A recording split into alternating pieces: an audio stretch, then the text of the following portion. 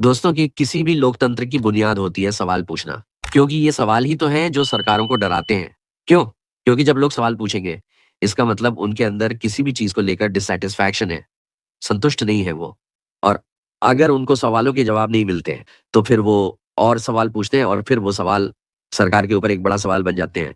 लेकिन पिछले 11 सालों में जो सरकार से सवाल पूछने की ज़िम्मेदारी मीडिया की थी, उसे पूरी तरह से खत्म कर दिया गया। उसका ऐसा बुरी तरह से कत्ल किया गया कि अब उसकी औकात ही नहीं रही। उसकी हैसियत ही नहीं है कि आज छोड़िए, आज के बाद अगर कोई और सरकार भी बन जाती है, तो भी ये मीडिया वैसे ही रहेगा। लेकिन दोस्तों जो काम मीडिया नहीं कर पाई, वो नेता प्रतिपक्ष राहुल गांधी ने किया और अब उसके फल मिलते भी दिखाई दे रहे हैं।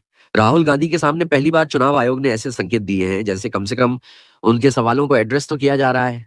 दोस्तों, जानकारी निकल कर आई है मीडिया के सोर्सेज़ से कि राहुल गांधी को चुनाव आयोग ने बुलाया है। क्यों बुलाया है?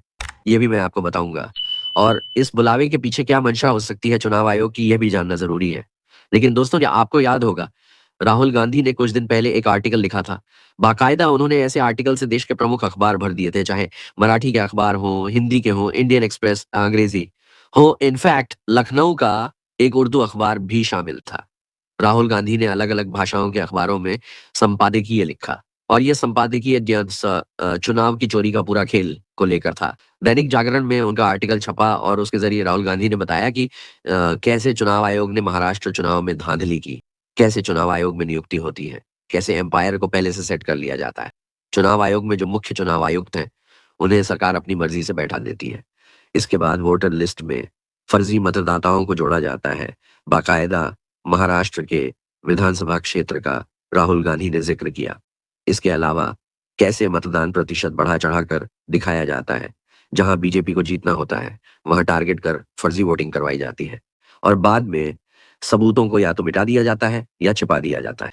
इसको लेकर राहुल गांधी ने लंबा-चौड़ा आर्टिकल लिखा, जिसके बाद बीजेपी तमतमा गई। महाराष्ट्र के मुख्यमंत्री देवेंद्र फडणवीस सामने आए और उन्होंने अगले दिन जवाब में एक आर्टिकल लिख मारा। लेकिन लोगों ने सवाल पूछा, ये आर्टिकल तो चुनाव आयोग को लिखा गया था, सवाल भी चुनाव आयोग से थे, तो जवाब बीजेपी क्यों दे रही है? लेकिन अब लगता है कि चुनाव आयोग को एहसास हुआ है कि उनको जवाब देने चाहिए। और अब मीडिया रिपोर्ट्स के अनुसार राहुल गांधी को उनके ईमेल पर और उनके सरकारी आवास पर बाकायदा चुनाव आयोग ने पत्र लिखा है और कहा है, आइए बैठकर बात करते हैं। अब देखिए दोस्तों, देखिए तो इस पत्र में क्या लिखा है और इसका उद्देश्य क्या है, ये तो साफ नहीं है। लेकिन अगर ये खबर सही है, तो कम से कम माना जाएगा कि चुनाव आयोग को ये कदम इसलिए उठाना पड़ा क्योंकि न सिर्फ राहुल गांधी बल्कि खुद चुनाव आयोग के हाल के फैसलों ने उस पर गंभीर सवाल खड़े कर दिए हैं। पत्रकार अरविंद गुनेश्कर ने भी राहुल गांधी के आर्टिकल के बाद एक बहुत शानदार खुलासा किया। उन्होंने बताया कि कैसे मात्र 24 घंटे के अंदर सरकार और चुनाव आयोग ने वो नियम बदल दिए, जिसके ज़रिए कोई भी आम नागरिक पोलिंग बूथ की वीडियो फुटेज हासिल कर सकता था। सुप्रीम कोर्ट के वरिष्ठ वकील महमूद पराचा ने हरियाणा चुनाव के बाद हाई कोर्ट में याचिका डाली थी। कोर्ट ने उन्हें वीडियो फुटेज देने का आदेश दिया था, लेकिन चुनाव आयोग पलट गया। इसके बाद जानकारी आई कि सरकार ने नियम ही बदल दिए हैं। अरविंद गुलेशकर ने अपनी रिपोर्ट में बताया कि कैसे 24 घंटे में सरकार और चुनाव आयोग की बैठक हुई। चुनाव आयोग ने आपत्ति जताई, सरकार ने नोटिफिकेशन जारी किया, चुनाव आयोग ने उसे स्वीकार कर लिया। तो ये सब कैसे हुआ?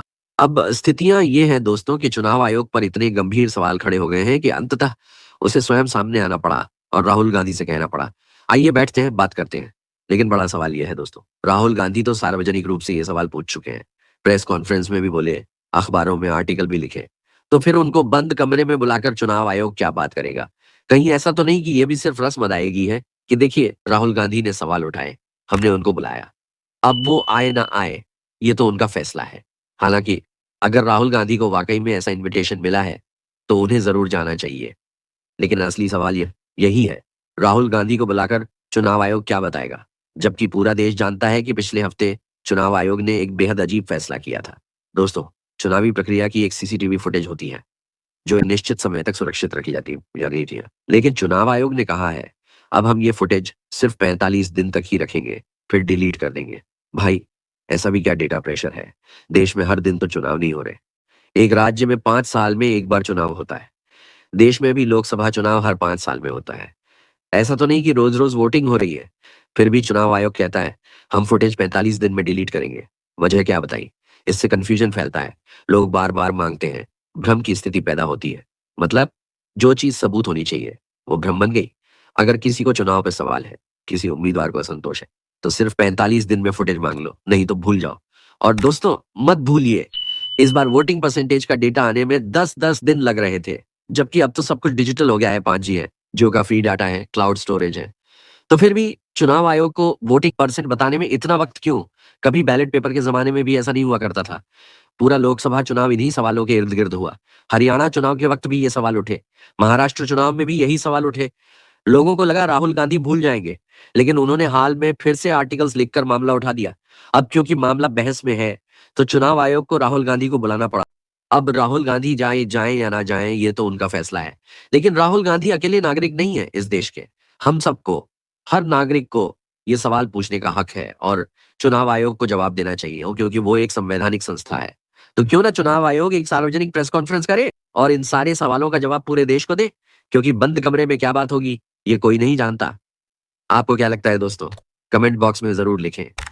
चैनल को शेयर करें, सब्सक्राइब करें और थैंक्स फॉर जॉइनिंग।